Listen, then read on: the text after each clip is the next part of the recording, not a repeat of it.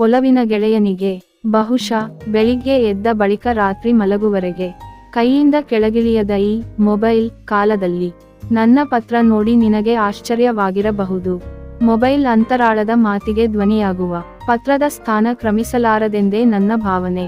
ನೇರವಾಗಿ ಮಾತಿಗೆ ಸಿಗಬಹುದಾದರೂ ಪತ್ರ ಬರೆಯುವ ಅನಿವಾರ್ಯತೆ ಏನಿರಬಹುದು ಎಂದು ನಿನಗೆ ಅನಿಸಬಹುದು. ನನಗೂ ಮೊನ್ನೆ ಭೇಟಿಯಾದ ಸಂದರ್ಭದಲ್ಲಿಯೇ ಈ ವಿಷಯವನ್ನು ಹೇಳಬೇಕು ಎಂದು ಅನಿಸಿದರೂ ಮಾತು ಗಂಟಲಲ್ಲೇ ಉಳಿದು ಹೋಯಿತು. ನಿನ್ನಲ್ಲಿ ಈ ವಿಷಯ ಹೇಳಿದಿದ್ದಲ್ಲಿ ಮರುಕ್ಷಣದಲ್ಲೇ ನನ್ನ ಮನಸ್ಸಿನ ನಿರ್ಧಾರವನ್ನು ಅಸ್ಥಿರಗೊಳಿಸುವಲ್ಲಿ ನೀನು ಸಫಲನಾಗುತ್ತಿದ್ದೆ ಎನ್ನುವುದು ನನ್ನ ಮನಸ್ಸಿಗೆ ಅನಿಸಿದರಿಂದ ನಮ್ಮ ಪ್ರೀತಿಗೆ ನನ್ನ ವಿದಾಯದ ತೀರ್ಮಾನವನ್ನು ತಿಳಿಸದೆ ಸುಮ್ಮನಿದ್ದು ಬಿಟ್ಟೆ. ಇಬ್ಬರು ಹುಡುಗಿಯರ ತಂದೆಯಾದರೂ ಯಾವತ್ತೂ ಹುಡುಗಿಯರಲ್ವಾ, ಯಾಕೆ ಅವರಿಗೆ ಅನ್ನೋ ವಾಕ್ಯ ಒಂದೇ ಒಂದು ದಿನ ಎತ್ತದೆ ನಮ್ಮನ್ನು ಪ್ರೀತಿಯಿಂದ ಸಾಕಿ ಬೆಳೆಸಿರುವ ನಮ್ಮ ಅಪ್ಪ, ಗೆಳತಿಯಂತಿರೋ ನನ್ನ ಅಕ್ಕ, ಇನ್ನೂ ಪುಟ್ಟ ಮಗುವಿನಂತೆ ನೋಡೋ ಅಮ್ಮ. ನಿಜಕ್ಕೂ ಇವರ ಪ್ರೀತಿ ನಿನ್ನ ಪ್ರೀತಿಗಿಂತಲೂ ಹೆಚ್ಚು ಅನ್ನೋ ಸತ್ಯ ಈಗೀಗ ಅರ್ಥವಾಗುತ್ತಿದೆ. ನನ್ನ ಕ್ಷಮಿಸು.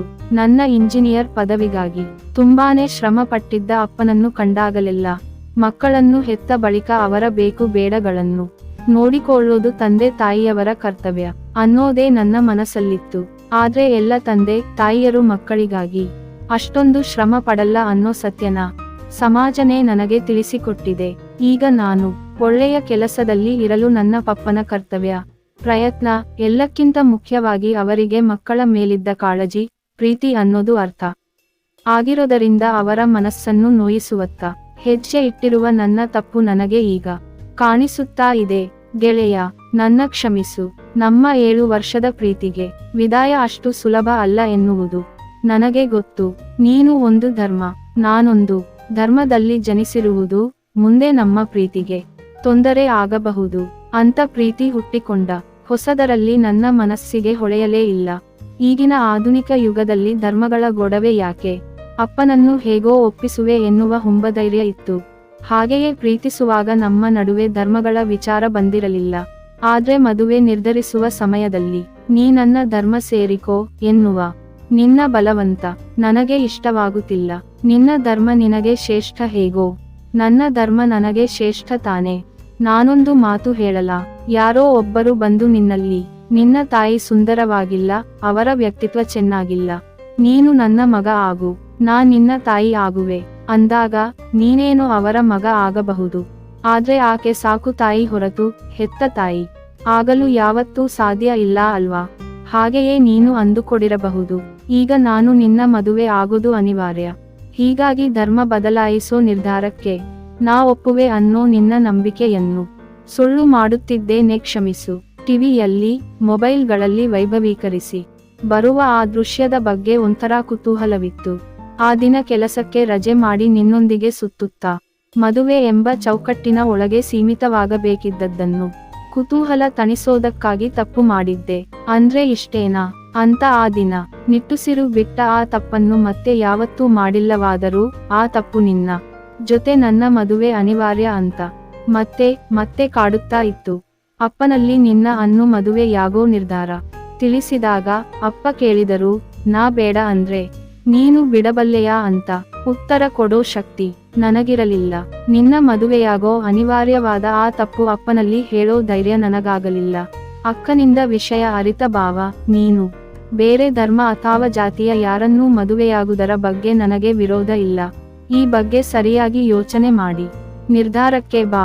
ಆದ್ರೆ ನೆನಪಿಟ್ಟುಕೋ, ಆಚಾರ ವಿಚಾರ ಹಬ್ಬ ಹರಿದಿನಗಳಲ್ಲಿ ತುಂಬಾ ವ್ಯತ್ಯಾಸ ಇರೋ ನಮಗೂ ಅವರಿಗೂ ಹೊಂದಾಣಿಕೆ ತುಂಬಾ ಕಷ್ಟ. ನಾವೆಲ್ಲ ಸೇರಿ ಹಬ್ಬ ಆಚರಿಸುವಾಗ ಆತ ನಮ್ಮ ಜೊತೆ ಸೇರಬಹುದು, ಆದ್ರೆ ಆತ ಮನಸ್ಪೂರ್ವಕವಾಗಿ ನಮ್ಮವನಾಗೋಕೆ ಸಾಧ್ಯನಾ ಅನ್ನೋದು ಯೋಚಿಸು.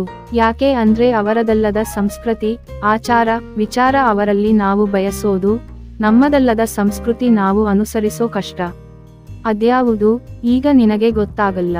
ಆದ್ರೆ ಮುಂದೆ ನಿನ್ನ ಮಕ್ಕಳು ಅಲ್ಲೂ ಅಲ್ಲದ ಇಲ್ಲೂ ಅಲ್ಲದ ತ್ರಿಶಂಕು ಸ್ಥಿತಿ ಅನುಭವಿಸುವಾಗ ಅರ್ಥವಾಗುತ್ತೆ ಅಂದಾಗ ಹೌದು ಅನಿಸಿತು. ದೇವರೊಬ್ಬ, ನಾಮ ಹಲವು ಎನ್ನುವುದು ಸತ್ಯವಾದರೂ ವಾಸ್ತವಿಕವಾಗಿ ಅದರಂತೆ ನಡೆಯೋಕಾಗಲ್ಲ. ನಿನ್ನ ಧರ್ಮ ಸೇರಿ ನಿನ್ನ ಧರ್ಮೀಯಳಾಗೋ ನನಗೆ ನನ್ನ ಕಷ್ಟಗಳಿಗೆ ಮೊದಲು ನೆನಪಾಗೋದು ನನ್ನ ದೇವರೇ ಅನ್ನೋದು ಕೂಡ ಅಷ್ಟೇ. ಸತ್ಯ. ಹಾಗೆಯೇ ನಿನ್ನ ಧರ್ಮೀಯಳಾಗಿ ನಿನ್ನ ಪತ್ನಿಯಾದರೂ ನಿನ್ನ ಬಂಧುಗಳಲ್ಲಿ ನನ್ನ ಮೊದಲ ಪರಿಚಯ ಯಾವಾಗಲೂ ಅದು ಅವನ ಪತ್ನಿ ಆ ಧರ್ಮದವಳು ಅನ್ನೋ ಪೀಠಿಕೆ ಅಥವಾ ಕುರುಹಾದ ನುಡಿ ನನ್ನ ಜೀವನ ಪೂರ್ತಿ ಕಾಡಬಹುದು ಎನ್ನುವ ಭಯನೂ ಕಾಡ್ತಾ ಇದೆ. ನನ್ನ ಧರ್ಮ ನನಗೆ ಶ್ರೇಷ್ಠ ಅನ್ನೋ ನಾನು, ನಿನ್ನ ಧರ್ಮ ನಿನಗೆ ಶ್ರೇಷ್ಠ ಅನ್ನೋ ನೀನು ಒಂದಾದ್ರೆ ಯಾವತ್ತೂ ಸರಿ ಹೋಗಲ್ಲ ಅನ್ನುವ ಕಠೋರ ಸತ್ಯದ ಅರಿವು ನನಗಾಗಿರುವುದರಿಂದ ನಾನು ನಮ್ಮ ಪ್ರೀತಿಯನ್ನು ಮರೆಯಬೇಕೆನ್ನುವ ಅಚಲ ತೀರ್ಮಾನಕ್ಕೆ ಬಂದಿದ್ದೇನೆ. ಕುತೂಹಲಕ್ಕಾಗಿ ನಾ ಮಾಡಿದ ಆ ಒಂದು ತಪ್ಪಿಗಾಗಿ ಸುತ್ತಮುತ್ತಲಿನ ಎಲ್ಲರಿಗೂ ನೋವು ನೀಡಿ ನನ್ನದಲ್ಲದ ವ್ಯಕ್ತಿತ್ವವನ್ನು ಜೀವನ ಪೂರ್ತಿ ನಿಭಾಯಿಸಲು ನಾನು ಅಸಮರ್ಥಳು ಎನ್ನುವುದನ್ನು ನೀ ಅರ್ಥ ಮಾಡಿಕೋ ಪ್ಲೀಸ್. ಧೈರ್ಯದಿಂದ ಅಕ್ಕನಲ್ಲಿ ನನ್ನ ತಪ್ಪಿನ ಬಗ್ಗೆ ಹೇಳಿದಾಗ, ಒಂದು ತಪ್ಪು ಮುಚ್ಚೋಕೆ 100 ತಪ್ಪು ಮಾಡೋಕೆ ಹೋಗುವುದು ಬೇಡ, ಅದನ್ನು ಮರೆತು ಬಿಡು ಅಂತ ಸಾಂತ್ವನ ಹೇಳಿದ ಅಕ್ಕ. ಜೋರಾಗಿ ಬೈದು 2-3 ದಿನ ಮಾತು ಬಿಟ್ಟು ಈಗ ಮತ್ತೆ ಎಲ್ಲ ಮರೆತು ಮಾತಾಡುತ್ತಿರುವ ಅಮ್ಮ ಅಪ್ಪ ಇವರಿಗೆಲ್ಲ ನೋವು ಕೊಡುವ ಮನಸ್ಸಿಲ್ಲ ನನಗೆ. ಮದುವೆ ಎಂಬ ಚೌಕಟ್ಟಿನೊಳಗೆ ಲೆಕ್ಕವಿಲ್ಲದಷ್ಟು ಬಾರಿ ನಡೆಯೋ ಪ್ರಕೃತಿ ಸಹಜವಾದ ದೇಹ ಸಂಬಂಧ.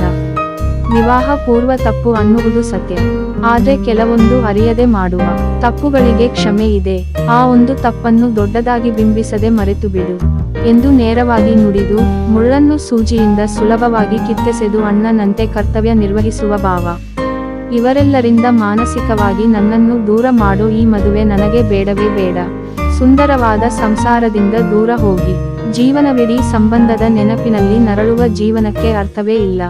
ಆತ ಆ ಧರ್ಮದವ, ಈತ ನಮ್ಮವ ಎಂದು ಆ ಕ್ಷಣಕ್ಕೆ ಧರ್ಮದ ನೆರಳಿನಿಂದ ಉಂಟಾಗುವ ಸಂಬಂಧದಿಂದ ವ್ಯವಹರಿಸುವ ಈ ಸಮಾಜದಲ್ಲಿ ನಿನ್ನ ಸಂಪ್ರದಾಯದ ಒಳಹೊರಗು ಅರಿತಿರುವ ಒಂದು ಬಾಳಸಂಗಾತಿಯನ್ನು ಮದುವೆಯಾಗಿ ನೀ ಸುಖವಾಗಿರು ಎಂಬ ಹಾರೈಕೆಯೊಂದಿಗೆ ಕಳೆದು ಹೋದ ದಿನಗಳ ಮರೆಯಲೆತ್ನಿಸುತ್ತಾ ನಿನ್ನ ನೆನಪುಗಳಿಂದ ಮರೆಯಾಗ ಬಯಸುವ ನಿನ್ನ ಮರೆತು ಹೋದ ಗೆಳತಿ.